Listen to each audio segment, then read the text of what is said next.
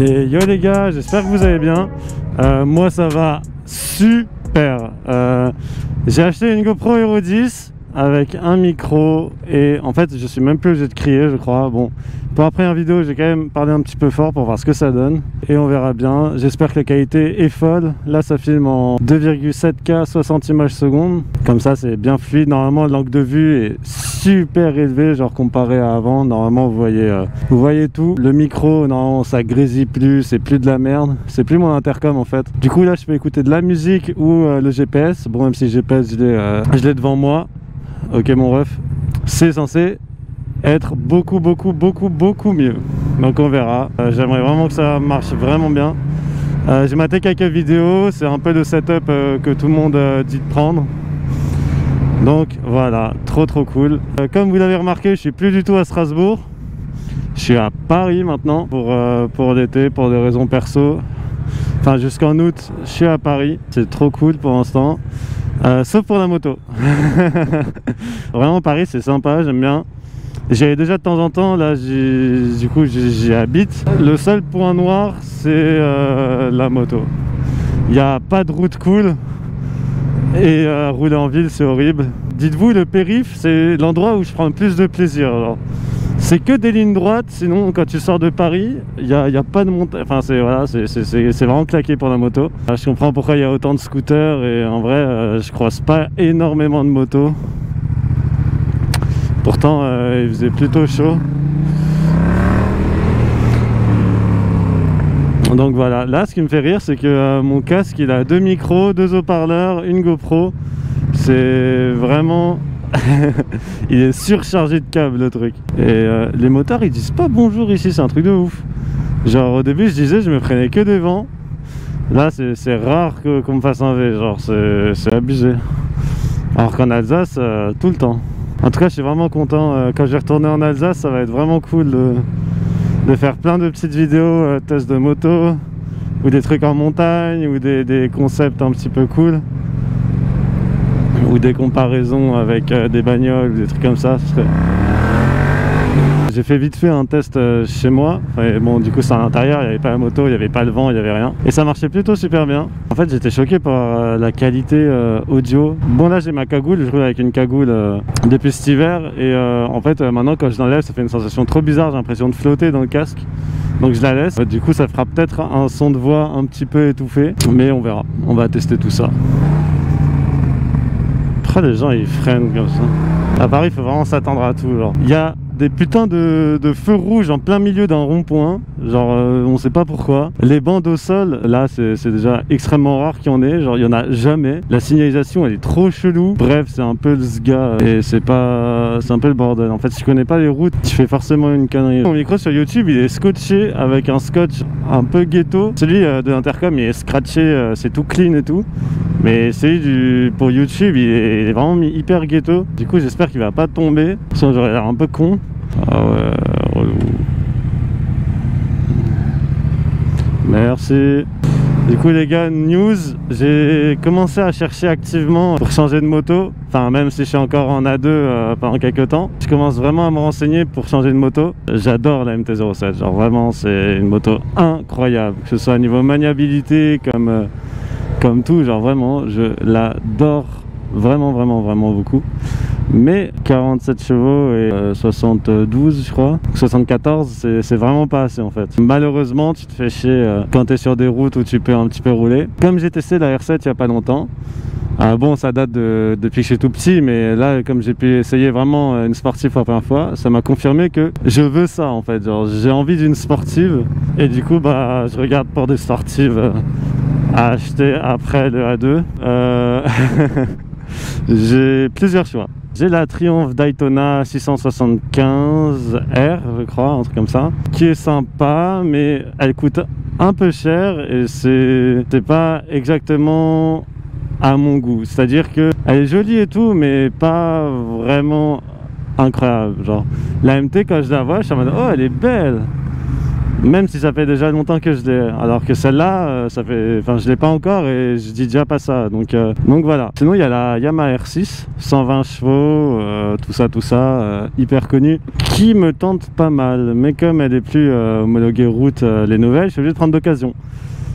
Et elles ont augmenté de fou, c'est-à-dire que d'occasion avec pas mal de bornes, elles coûtent déjà limite les prix qu'elles coûtaient neuves. Donc ça refroidit un petit peu. Un autre choix, il y a la R9, il y a des rumeurs comme quoi elle devrait sortir dans pas longtemps. On en saura plus en septembre. Et donc si elle me plaît, qu'elle a beaucoup de chevaux, minimum 120 je pense, qu'elle est belle, bon elle sera belle. Et voilà, je pense que je la prendrai si elle coûte pas trop cher. Franchement, je suis trop chaud à la prendre. Mais il y en a une autre.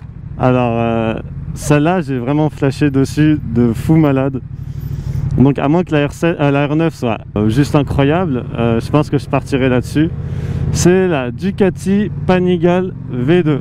Je sais pas si on dit Panigale ou Panigale. La V2, parce que elle est folle, parce qu'elle est incroyable, parce qu'elle fait 155 chevaux, parce que voilà, c'est une Ducati putain. Et d'occasion, neuve elle est à 19 000 et des brouettes sans accessoires. D'occasion tu peux la trouver à entre 15 et 16 000.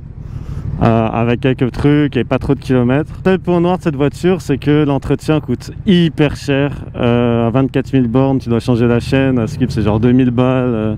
La paire de pneus, c'est 800 balles. Bref, c'est vraiment très cher à entretenir. Mais c'est une putain de moto de fou furieux, quoi. Mais ça, en vrai de vrai, Osef, je vais me faire plaisir. Profiter avant d'être un peu trop vieux et de partir dans des bails d'adultes, type acheter un appart, etc. Comme là je suis encore en forme physiquement, bah voilà, ça reste une sportive. Je pense honnêtement partir là-dessus. On verra dans un an ce que j'aurai. En vrai, je pense que la R9 serait vraiment plus raisonnable. Parce que c'est sûr qu'elle coûtera moins cher, déjà juste en entretien, mais aussi à l'achat. Peut-être qu'elle sera, je sais pas, 13 000, 12 000, 13 000, 14 000. Full accessoire, peut-être 15 000 et max quoi, et elle sera neuve. Là c'est de l'occasion à 15 000 quoi. Donc voilà, on verra. Voilà, journée finie les gars. Du coup j'ai maté un petit peu les vidéos que j'ai filmées avant et je suis trop content en fait. J'ai même pas besoin de crier, vous m'entendez super bien. Malgré la cagoule, ça fait pas une voix étouffée et tout. C'est vraiment trop bien.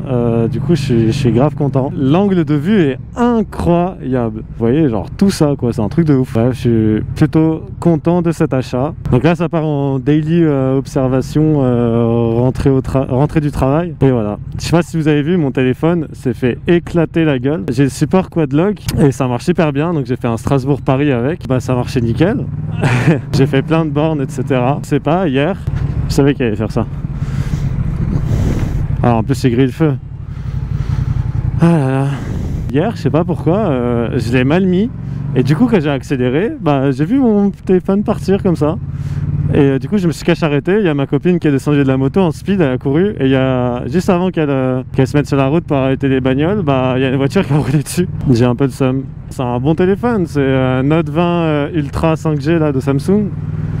Et bon, il m'a coûté une couille ce truc, donc voilà. Heureusement il est assuré encore. J'ai envoyé un mail à l'assurance pour qu'on en parle et qu'on voit ce que ça donne. Pour ça ils m'ont pas encore répondu. J'espère qu'ils vont me le réparer, ça serait cool.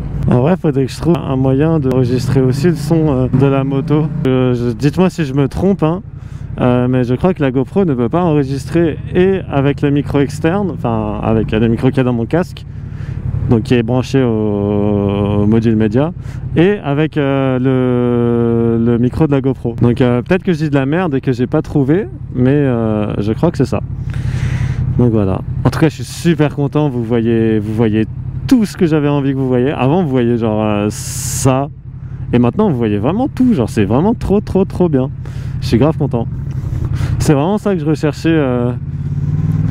Parce qu'en fait, quand je roulais en montagne ou quand je roulais tout court, dès que je regardais à combien je roulais, bah vous voyez plus du tout la route. Alors que là, même si je regarde à combien je roule, bah vous verrez toujours ce qu'il y a devant moi. Et c'est trop cool.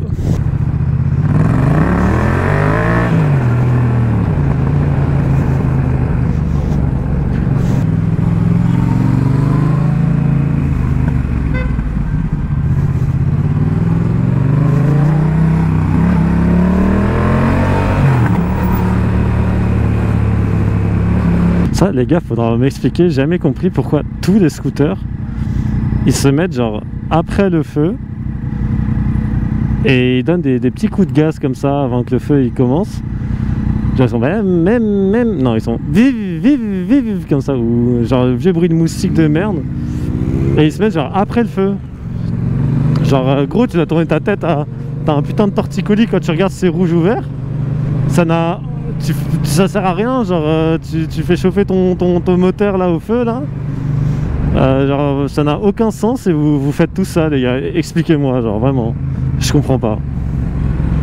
Genre je sais pas frérot, tu te mets comme tout le monde. Si tu peux pas te mettre devant, tu te mets à côté, deuxième ou troisième voiture, genre c'est pas grave.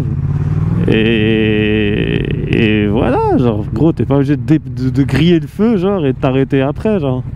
Ouais, elle est belle la MT-07 en rouge. Bon, sur ce les gars, j'espère que vous avez kiffé la qualité de ma vidéo, que mon setup aura été rentable et agréable pour vous, que vous avez bien aimé, que vous avez tout autant hâte de la suite que moi j'ai hâte de la suite. Et voilà. Bonne soirée, bonne après-midi, bonne journée, comme vous voulez. Je vous fais des bisous, salut!